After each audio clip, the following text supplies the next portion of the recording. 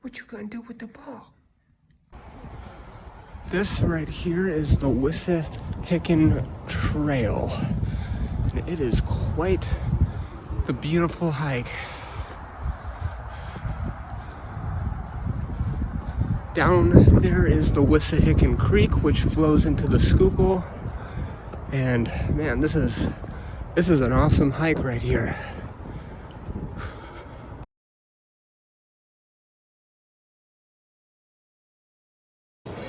I'm here at Reading Terminal Market again, and I have been told by a number of people who watched my videos that you guys wanted to see more of Reading Terminal Market. So I'm gonna take you guys on an unofficial little tour of the market and show you guys some of the amazing food here. It's pretty great. Here we have Molly Malloy's Kitchen and Bar.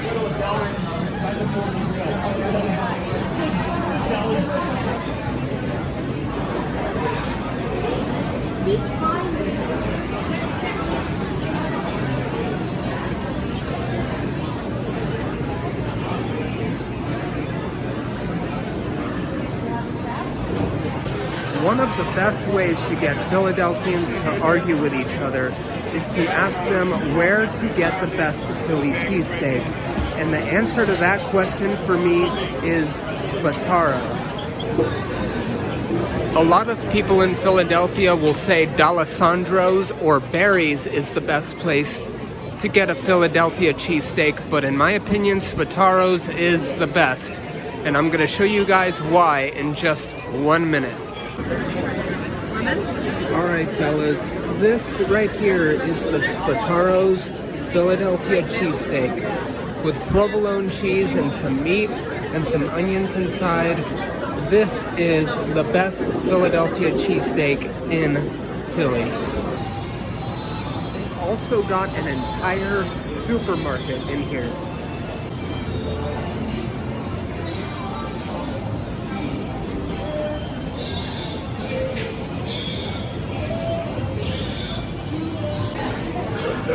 This here is a picture of what Reading Terminal Market here in Philly used to look like in approximately the mid-1800s.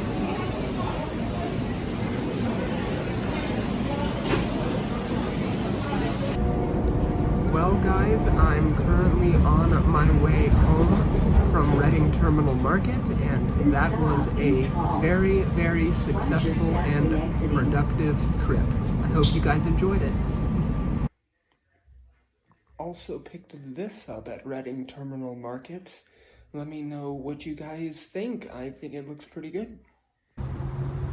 In the year 1682, William Penn, the founder of the Quaker colony here in Pennsylvania, landed here in modern-day Philadelphia. I'm about to try a restaurant here at Penn's Landing named Moshulu, and the fun thing about this restaurant is that it is on a boat right by Penn's Landing. This is the restaurant slash ship right here, and I am excited to head on in and give it a try. Here is my view of the Delaware River from inside the restaurant. And this is what the restaurant looks like on the inside. I've just finished my lunch here above the Moshulu ship here in Penn's Landing, and this ship has quite the fascinating history.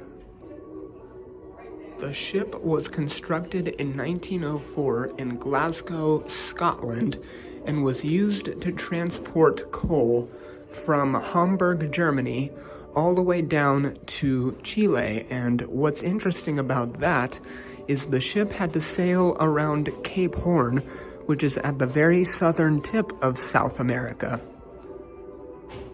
The ship had to sail around Cape Horn about 54 times, and it never had one single accident. which is quite amazing. The ship was also used to transport nitrate from Chile back to Hamburg. However, in the year 1917, the Great War disrupted the transportation routes of the Moshulu and was taken control of by the United States. The U.S. Navy temporarily took over control of the Moshulu and renamed it the Dreadnought. However, the ship was renamed the Moshulu by First Lady Edith Wilson, who herself was of Indian descent. The name Moshulu stands for one who is fearless in some Native American language. I'm not exactly sure. Once the Great War was over, the ship was used again in San Francisco to transport wool all the way to Sydney, Australia, carrying approximately 2,400,000 pounds of wool. But that's not all. In November of 1942, in the middle of World War II, the ship was in Norway and was taken over by Nazi forces. The Nazis used the ship as a storage unit filled with plenty of grain for food for their troops. A few years after the war, Captain Raymond E. Wallace discovered the ship in Finland.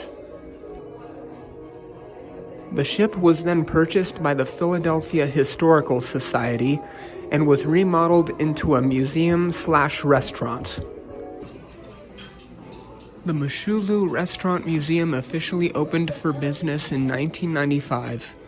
As you can all see, this ship led one incredible and amazing life.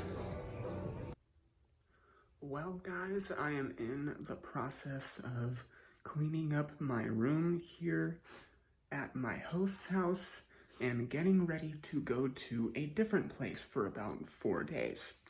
You see, my parents' friend from college, who also lives here in Philadelphia, has offered to take me in for about 4 days from February 16th to the 20th and let me stay here a little bit longer than I originally planned. So I'm packing up right now and getting my room ready for the next workawayer. Well, guys, I have just made it to my new room.